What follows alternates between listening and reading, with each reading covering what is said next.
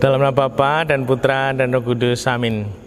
Bu Bapak, saudari, saudaraku yang terkasih, kaum muda, adik-adik, salam bantul kasih berkah dalam.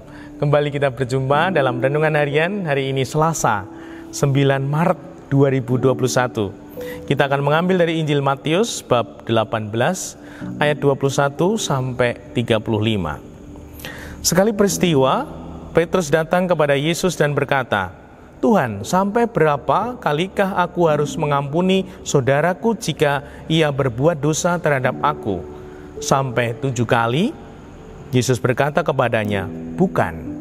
Aku berkata kepadamu bukan sampai 7 kali, melainkan sampai 70 kali 7 kali.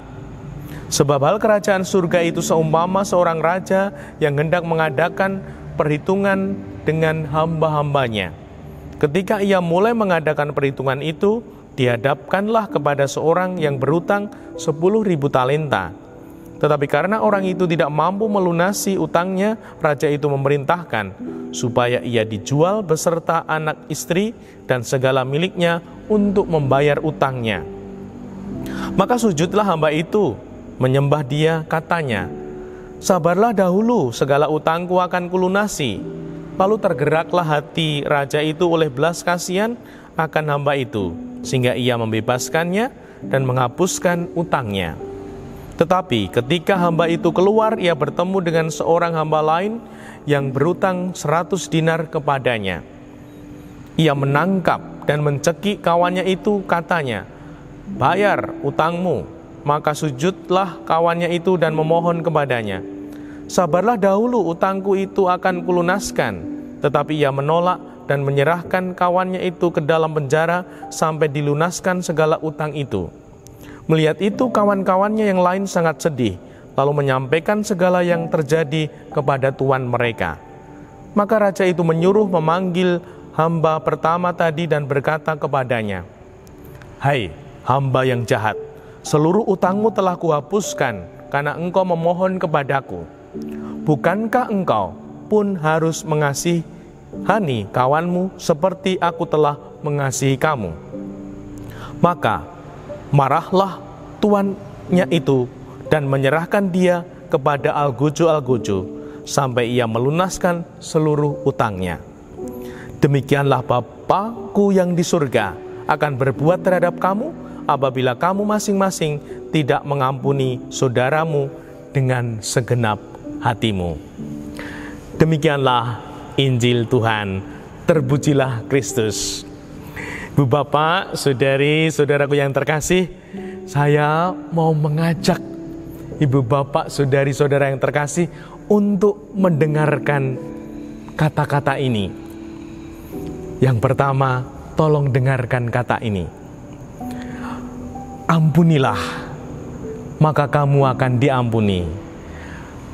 Kalau kamu tidak mengampuni, kamu juga tidak akan diampuni. Sekali lagi, dengarkan. Ampunilah sesamamu. Kalau kamu tidak mau mengampuni, kamu tidak akan diampuni. Sekarang, pejamkan mata. Ibu bapak, saudara yang terkasih, pejamkan mata. Lalu dengarkan kata-kata saya. Bapak, ibu, saudara yang terkasih, kalau kamu tidak mengampuni, kamu juga tidak akan diampuni. Semoga sungguh-sungguh kita mau untuk meresapkan sabda Tuhan ini. Kita buka mata kita.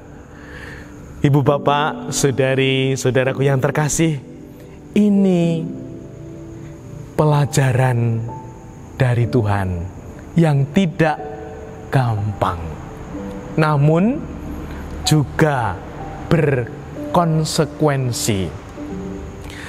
Kalau kamu tidak mengampuni, kamu juga tidak akan diampuni. Semoga ini sungguh-sungguh menjadi pelajaran yang baik di masa Prapaskah ini. Karena apa?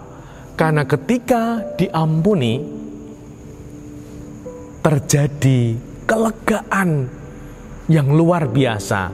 Mungkin ibu bapak saudara yang terkasih bisa mengingat kembali ketika melakukan sakramen tobat, pengakuan dosa. Ketika sudah selesai, rasanya plong. Nah, semoga kita juga bisa memberikan hati rasa yang plong untuk keluarga kita, sesama kita, dengan memaafkannya yang mungkin salah dengan kita. Dan juga kita, semoga dengan demikian dosa kesalahan kita diampuni, sehingga kita sungguh-sungguh menjadi pribadi-pribadi yang lebih ayem, yang lebih tentrem, dan senyumnya itu tambah manis. Orang yang bisa mengampuni itu senyumnya manis. Coba kalau pribadi yang ngampet, benci, dendam, Pak Suryani itu ora apik, malah mungkin jenggureng, semrepet, ndak enak. Nah, semoga kita mau melepaskan beban dengan mengampuni saudara kita, sehingga hidup kita lebih ringan, lebih ayem. Semoga terwujud. Dimuliakanlah Tuhan, kini dan sepanjang masa. Salam bantul kasih, berkah dalam Bapa, Putra, dan Roh Kudus. Amin.